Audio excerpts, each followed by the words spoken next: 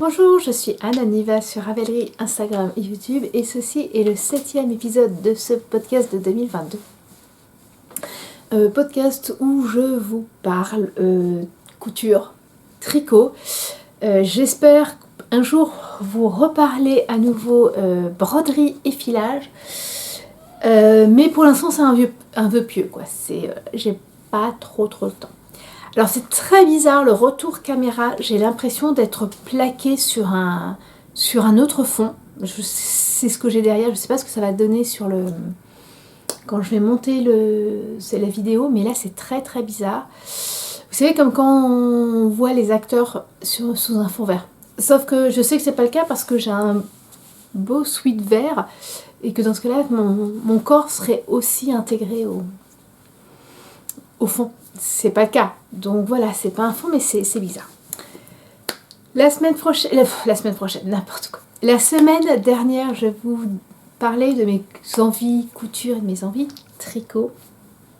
Et je vous disais qu'une grosse envie couture, c'était de me coudre des sweats, mais avec jersey et bord-côte assorti, surtout le bord-côte assorti. On m'a dit que, alors déjà, l'une d'entre vous tient une mercerie à Landerneau. Et elle m'a dit, mais moi j'ai du jersey et du bord-côte, si tu veux je t'envoie des photos. Elle me les a envoyées aujourd'hui, les couleurs sont sublimes, il y a un rouge. En fait je finis de filmer, je profite là, tant qu'il y a une belle luminosité, et après je lui envoie un message pour dire, bon, je sais ce que je peux t'acheter. Et on m'a aussi dit qu'on pouvait en trouver chez Pretty Mercerie. Donc j'avoue que Pretty Mercerie, l'envoi est très rapide puisque j'ai eu le temps on a pu me le dire, j'ai pu l'acheter, le recevoir et le coudre. Voilà. Alors, en effet, c'est pas mal du tout. Sauf que le jersey, tous les jerseys qu'ils ont sont pailletés. Ou alors j'ai mal vu, hein, mais j'ai surtout vu des jerseys pailletés, ce qui objectivement est très joli. Sauf que ça donne une impression que c'est pas tout à fait le même vert. Mais voilà.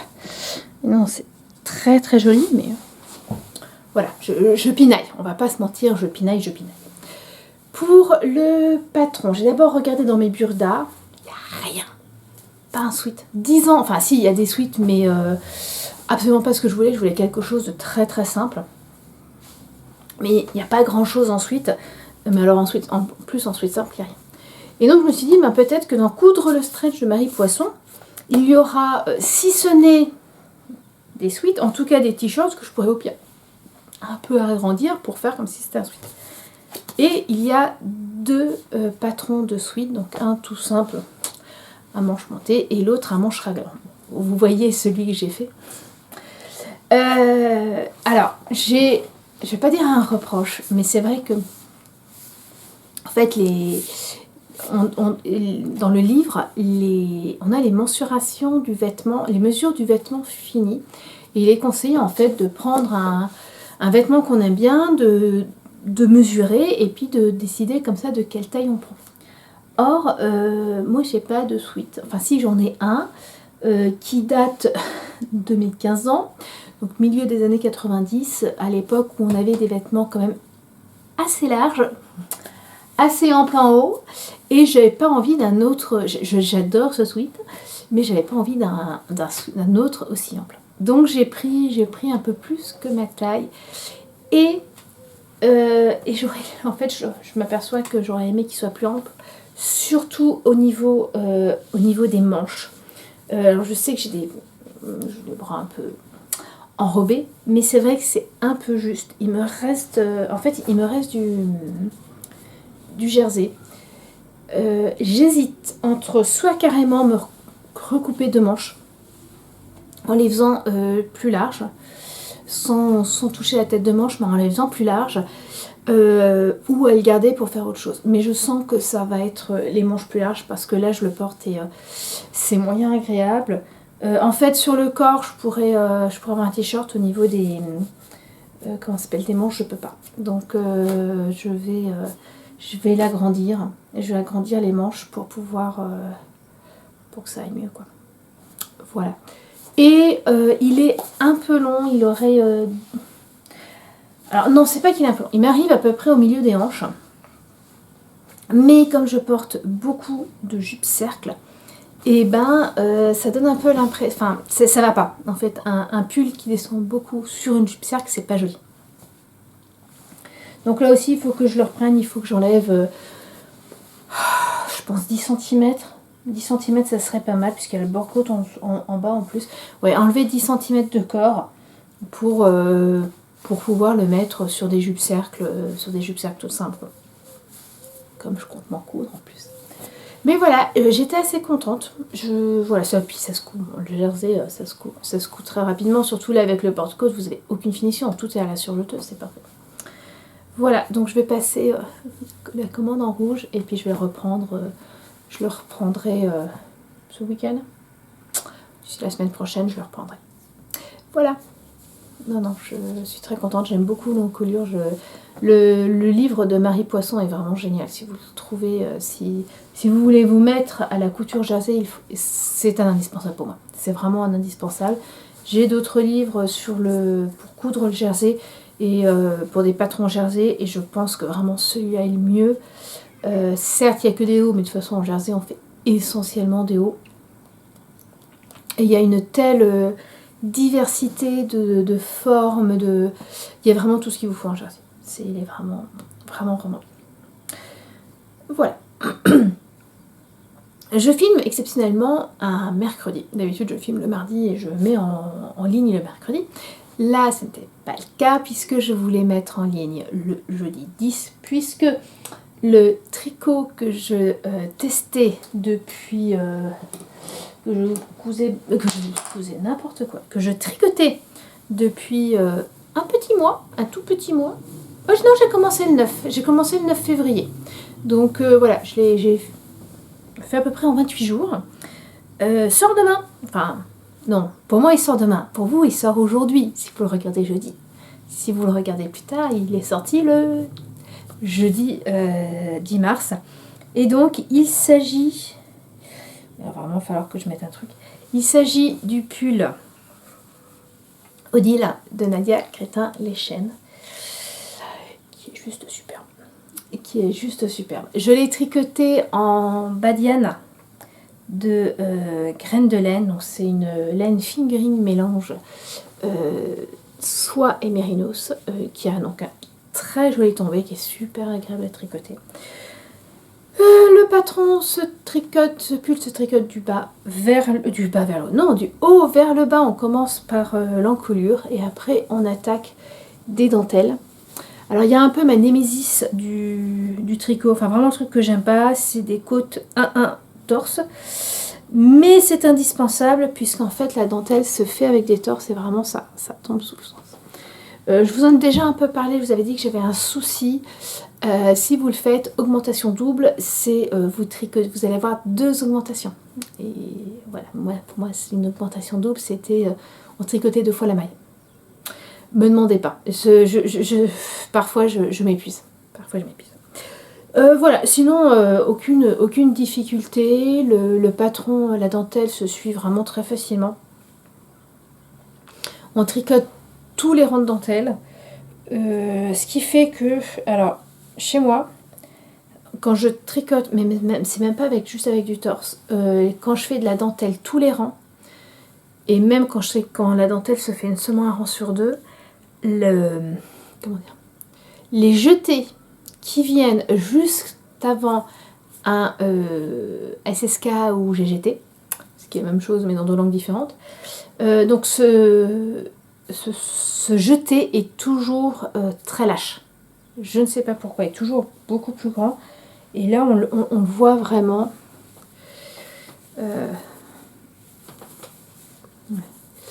On voit que j'ai quand même un côté. Non, ça va pas le faire. Alors, aussi, on le voit très bien sur le dernier. C'est-à-dire que ici, les trous sont quand même plus grands qu'ici. Voilà, mais je tricote comme ça, donc voilà. On finit aussi par des côtes torse 1-1, 6 cm, que ça soit au niveau des manches ou au niveau du corps.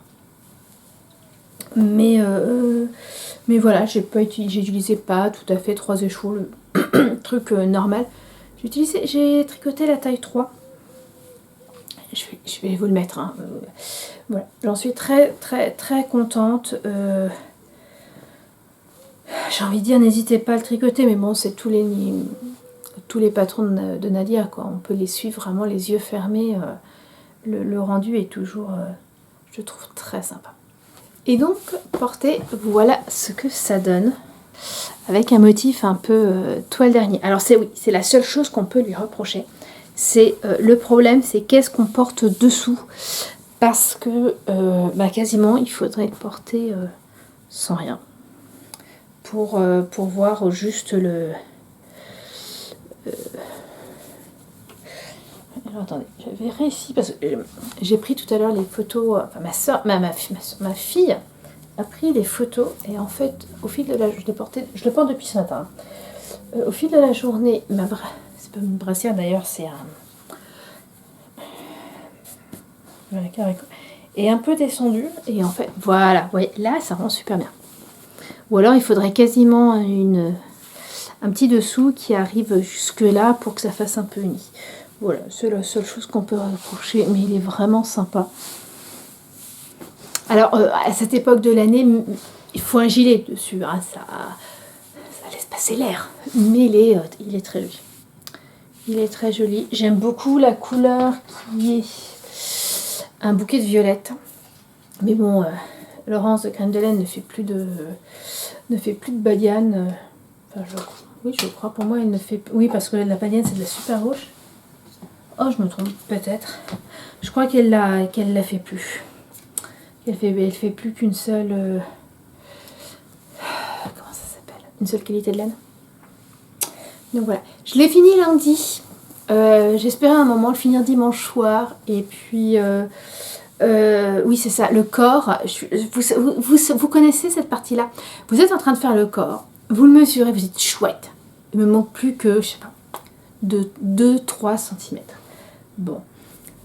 Vous tricotez, et là vous avez, ouais, il me manque plus qu'un centimètre. Alors 1 cm, ça fait 3 rangs.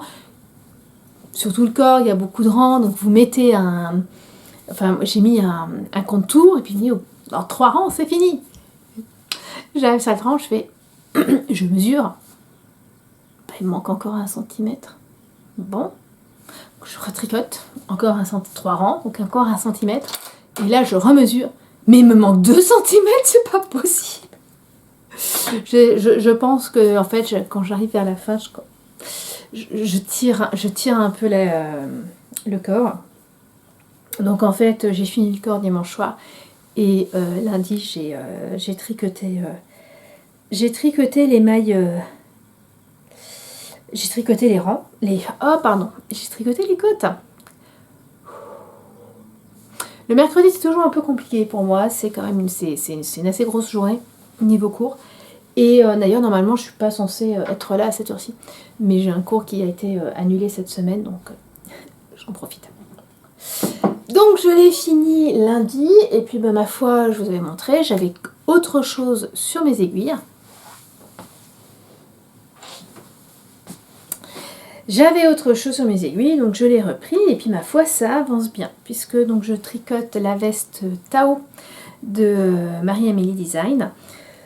C'est une veste qui se tricote en très grosse laine, normalement c'est de la bulky, je crois. Alors moi j'ai mélangé une laine sport et une laine, je dirais que ça fait fingering, voire elle-même sport. Voilà, des laines que j'ai achetées aux États-Unis et je la tricote en 8. Mais j'ai le bon échantillon, donc c'est juste parfait. Et alors la veste Tao, c'est Tao ou Pao? Si ça se trouve, j'ai une bêtise depuis tout à l'heure. Bon, cette veste se tricote de façon, je peux dire bizarre, mais un peu sioux, puisque vous commencez par le dos. Vous faites une partie du col, vous tricotez la partie haute du dos en aller-retour, et puis après vous faites la manche droite, voilà. Et après vous reprenez les mailles, vous allez faire la même chose pour la manche gauche, et ensuite vous finirez le corps. Donc là j'ai fini tout à l'heure la première manche droite, non il n'y a qu'une manche droite, la première manche, et ça fait que ça rend un peu bizarre, on se demande ce que ça va. Voilà, donc ça c'est le milieu dos. On a cette partie là qui est le col, et donc une manche très longue. Attendez, je vais essayer, voilà, sans faire trop de bêtises. Voilà un peu ce que ça va donner. Donc ma manche est vraiment longue et vraiment grande. Voilà. Au pire, quand j'aurai fini l'autre manche, si je vois que c'est trop long, j'enlèverai peut-être quelques rangs au niveau des côtes du poignet. Ouais, parce que je pense que je pourrais... ou alors voir, hein, je peux aussi le porter comme ça. Ça fait pas mal aussi comme ça. Et puis de toute façon, c'est un pull, c'est une veste que je veux porter quasiment... alors, soit en cette saison, quelque chose d'un peu lâche pour tenir chaud, mais pas trop. Ou alors justement en plein hiver, quand vous avez déjà un pull en fingering, un pull en déca, et qui fait encore un peu froid, et qu'en plus vous devez aller dehors, et hop, vous mettez ça, quoi. Voilà. le surpull. Voilà, cette veste va être un surpull. Donc voilà, je vais continuer. Sinon, je vous avais montré la semaine dernière que j'avais acheté d'un fil mohair et soie pour tricoter avec un écheveau de laine à chaussettes, le bruit des aiguilles, pour me faire un énième headband. Voilà, j'ai mis en pelote l'écheveau de laine à chaussettes. J'ai pas encore tricoté, voilà, là j'étais plutôt sur ça. D'ailleurs je vais surtout continuer la veste pour l'avancer le plus possible, le plus rapidement possible, et puis je ferai le headband et la petite écharpe que je veux faire après. Encore que demain il est possible que je prenne le métro pour un rendez-vous. J'ai aussi un rendez-vous médical vendredi. Normalement vendredi, il se pourrait que je sache à quoi je suis allergique. Mais bon, on verra si je peux vraiment savoir. Bref, donc c'est vrai qu'un petit tricot ça peut être pas mal. Voilà. Et donc dans ce cas-là, parce que voilà, maintenant là, balader ça, c'est compliqué. On va pas se mentir. Ça risque d'être compliqué. Voilà, c'est tout pour aujourd'hui. On se retrouve la semaine prochaine. J'espère vous avoir donné envie de tricoter ce nouveau pull de Nadia Crétin Les Chênes. Je me répète, on se retrouve la semaine prochaine. D'ici là, tricotez bien, cousez bien, crochetez bien, filez bien, etc., etc. Et surtout, prenez soin de vous et de ceux que vous aimez.